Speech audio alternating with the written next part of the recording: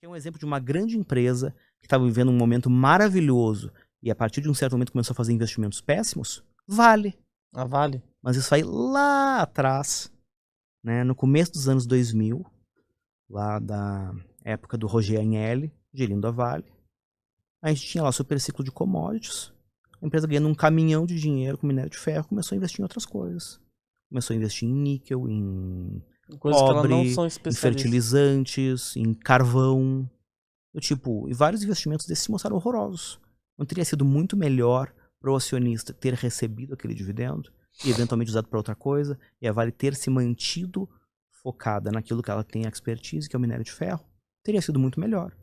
Mas aí o analista de Excel, ele só olha e pensa, ah, não, mas a empresa conseguiu gerar um ROI de 30%, então se a gente der mais dinheiro para ela, ela vai ter projetos de investimento que vão gerar mais ROI de 30%, isso aqui Não vai necessariamente crescer para o é isso, infinito. né? Não é assim que funciona o mundo real. E de novo, eu não estou falando de uma empresa de fundo de quintal, eu estou falando de uma das maiores mineradoras do mundo. Fez um monte de cagada. E sorte que ela é maior, que ela consegue... Eu né? ouvi certa vez, isso aí de novo assim, conversa de cocheira. Eu ouvi certa vez de um cara que era diretor da Vale. Era uma confraternização, assim, um happy hour, bebidinha e tal. E ele falou assim para um grupinho de analistas. Uma frase que nunca mais me fugiu da cabeça.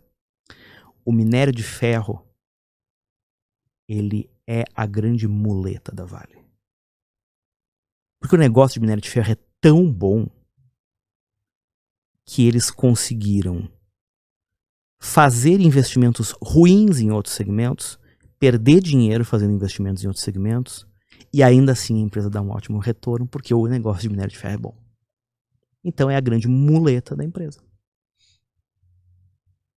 E por isso a empresa aí, ela consegue, ela mesmo errando, né, ela ainda conseguiu aí ter... A grande questão é que muito bom. diversas outras empresas não tiveram a mesma sorte. Tem um caso emblemático, assim, esse é um caso muito antigo, essa empresa não é mais listada. Tinha uma empresa de autopeças que era listada chamada DHB. A DHB, ela foi lá nos anos 80 e 90, uma empresa que a grande especialidade deles era direção hidráulica e uma época que os carros eram todos manuais ainda. E os caras eram tecnicamente muito bons, o produto deles era muito bom. E a empresa, a partir de um certo momento, começou a ganhar muito dinheiro. E a uma certa altura eles resolveram diversificar os negócios. O que eles fizeram? Eles captaram dívida no mercado, eles emitiram debêntures para levantar dinheiro e fazer um investimento. Sabe qual foi o investimento? Eles construíram um shopping center. Uma empresa de autopeças construiu um shopping center. Eles quebraram. Eles quebraram construindo um shopping center. Obviamente tem os detalhes da história, que foi o indexador lá, o indexador da dívida, teve um momento lá que a inflação disparou, aí a taxa que corrigia a dívida disparou junto, e do tipo, obviamente tem essas vicissitudes, mas assim, eu fico imaginando de novo aquele analista que nunca tirou os olhos da planilha na sua vida, que olhava pro retorno, pro ROIC que a empresa gerava, agora eles vão investir o dobro, vão gerar o dobro de ROIC. Aí eles foram lá e construíram um shopping. Pronto, a empresa quebrou. Caramba. E esse daí é um caso super emblemático, né? Se você for parar pra pensar. É um caso super emblemático, mas é um daqueles casos que ficou esquecido para sempre no mercado, porque isso é uma coisa que eu acho uma lástima, assim. A maior parte das pessoas que participam do mercado, tipo, eu sei muitas coisas que eu sei de mercado, não só porque eu vivi, mas porque eu tive o privilégio de trabalhar com muita gente de cabeça branca. E eles davam... Mas a maior parte dessas coisas que eu tô contando aqui pra você não estão escritas em lugar nenhum. A não ser que um dia eu resolva colocar no papel, Dá pra escrever o um dia livro. que eu morrer, ninguém vai saber. Você já tinha ouvido falar na história do DHB? Não, nunca. Pois é. Se alguém que tá nos acompanhando aqui já ouviu falar dessa história antes, Dá pra escrever um livro. conta aqui nos comentários. Eu duvido que alguém já tenha ouvido falar. Eu acho E que como não. essa, tem 1 milhão de outras. 1 milhão de outras. Que simplesmente se perdem ao longo do tempo. E como essas coisas se perdem ao longo do tempo, e como em alguma medida a história sempre se repete, acontece que o mercado é uma entidade que na média não aprende nada. Porque todo mundo acha que o que está acontecendo no mercado é novidade, está acontecendo pela primeira vez. Quando, na verdade, Não é assim, né? muitas coisas que acontecem no mercado, eu consigo associar com coisas que eu já vi acontecerem no mercado, ou coisas que já aconteceram no mercado ainda antes e me foram contadas por outras pessoas. E, Ricardo, você acha que tem algumas oportunidades de banco, assim, na bolsa? Compra os grandes. Os grandes mesmo? Compra Bradesco, Itaú. E aqueles banquinhos, tipo, sei lá, Banrisul? Cara, eu adoro, tá? Do tipo, em primeiro lugar, não é banquinho. É banquinho que eu falo assim, questão Respeita o Banrisul, que o Banrisul não é banquinho.